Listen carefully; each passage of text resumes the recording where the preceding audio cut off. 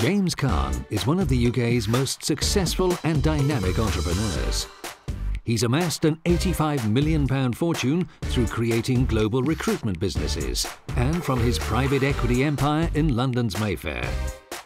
With an impeccable track record of creating and managing companies, he's now taking this first-hand knowledge on the road to mentor 6 of the UK's most vibrant small and medium-sized enterprises.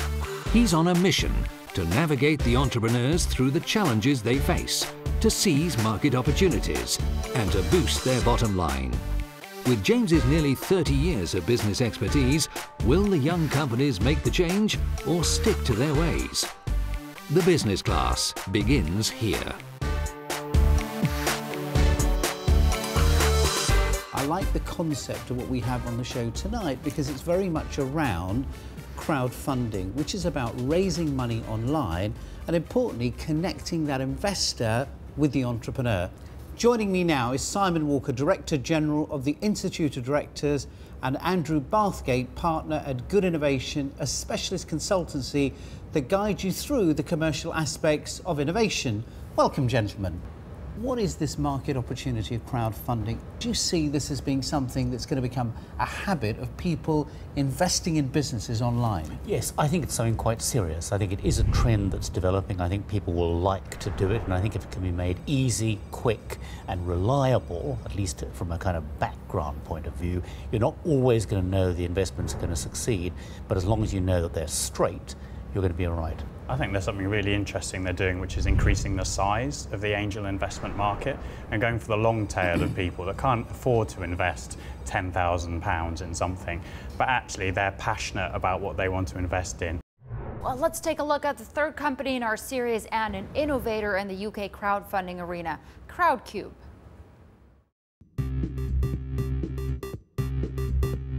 Hi, I'm Darren Westlake and I'm the CEO of Crowdcube.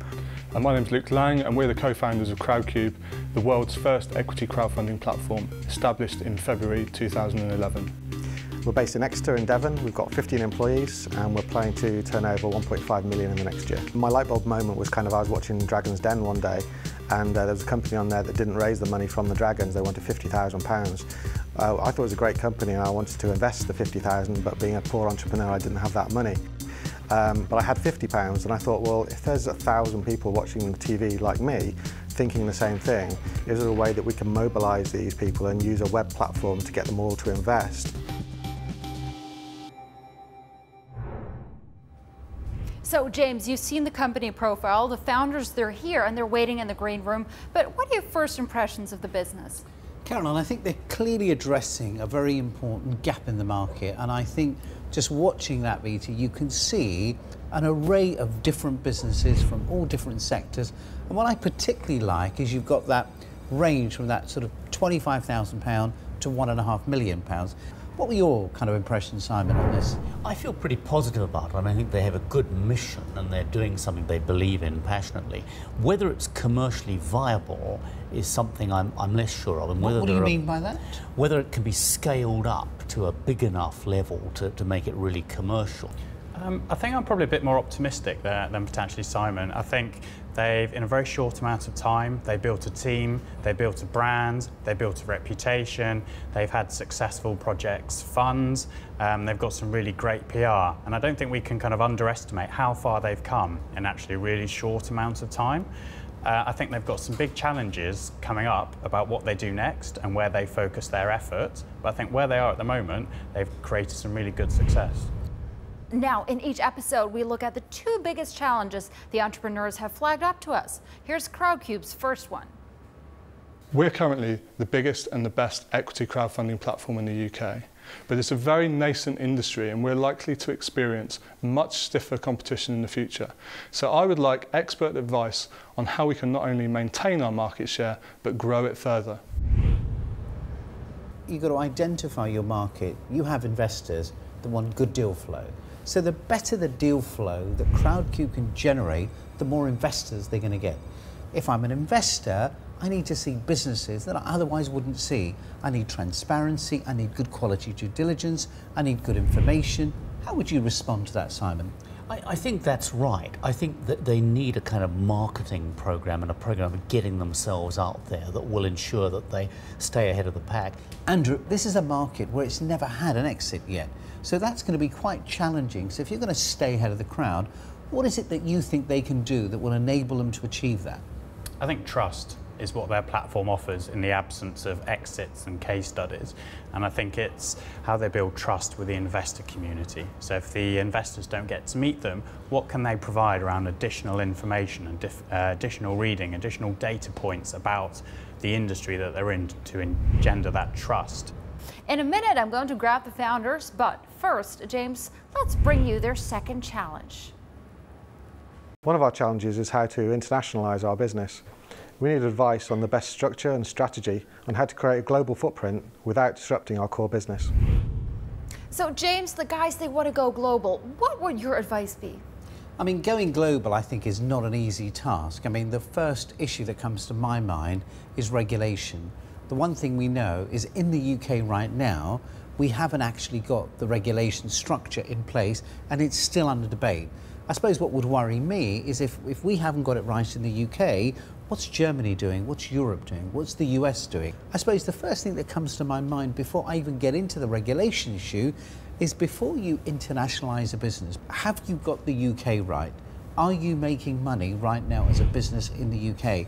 And I think from the statistics and the numbers that I've seen from Crowdcube, the business is still loss-making. So I think I'd look at it from a different perspective and say, do you expand a business internationally whilst it's still losing money, Simon? James, I'm quite scared about their globalisation plans. I think they've got good intentions, good plans, but I think they could be trying to run before they can walk. It's time for our experts to meet Luke Lang and Darren Westlake. Hiya. Hi, Luke. Nice to see you. Darren, nice to see you. Welcome. Hello. Luke, Darren, welcome to the business class. Firstly, can I tell you, fascinating business, and I think a really interesting space. And as you know, the whole space of entrepreneurship for me is my real passion. Yeah. Some of the points, however, we picked up, I think were quite key issues that we identified in the business. From your perspective, what were your thoughts on some of the key issues that were concerning us? One of the points that really resonated for me was the trust aspect. And that, again, that's really, really important. And I think we're starting to see trust from our investors through our platform. Yeah, I thought your points around internationalisation were really key, and there's some points that we've been wrestling with internally for some time now. We've started to show some success in the UK, and we're moving towards profitability now, so we think the time is right to start to go international, and if we don't do it now, somebody else is going to beat us to it. Everything you've just said is exactly what every entrepreneur faces, which is if I don't do that, somebody else will. Yeah. But actually, you know what? That's not a bad thing. Let somebody else go out there. Let somebody else make those mistakes. So let me just recap. I think it's fair to say we love the business.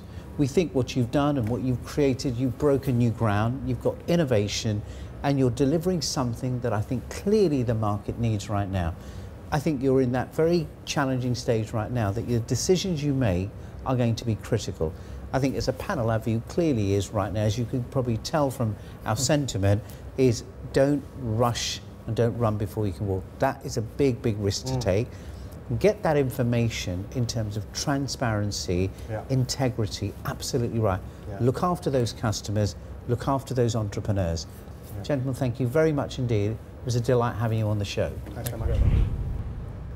We've almost come to the end of the show, but as promised, here's the Twitter question for you, James. Mr. Ray Hill tweets in and asks, how do you market your idea while it is in development and at the same time protect it? That's a great question, Carolyn. In fact, it's one question I knew was going to come up because it's probably the most obvious question that a lot of entrepreneurs want to know. So let's firstly deal with the first point, which is how do you market it when it's under development? The most important thing I would say is you absolutely need to make sure that in those very early stages, talk to as many potential customers as you can, because in order to define what is a good idea, the key question is anybody going to buy it?